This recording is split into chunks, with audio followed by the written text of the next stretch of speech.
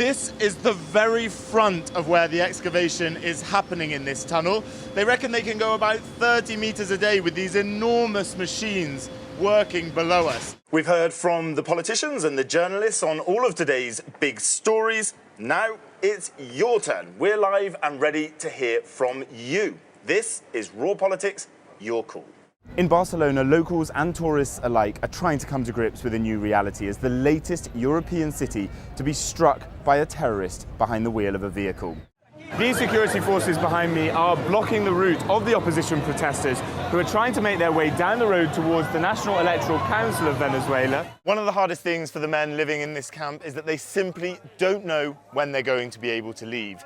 The police block the one road exiting and entering this camp, and while that's the case, they're stuck.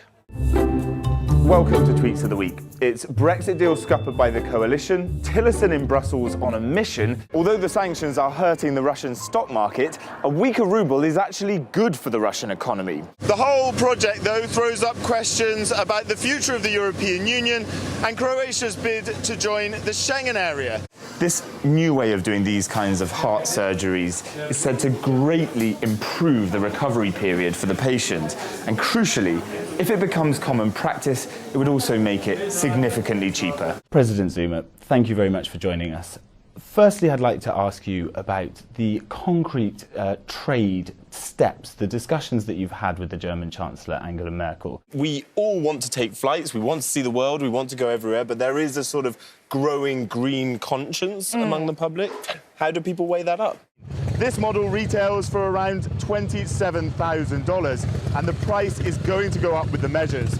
But the European Union is also imposing tariffs on things like oranges, whiskey, denim jeans, and also pleasure boats.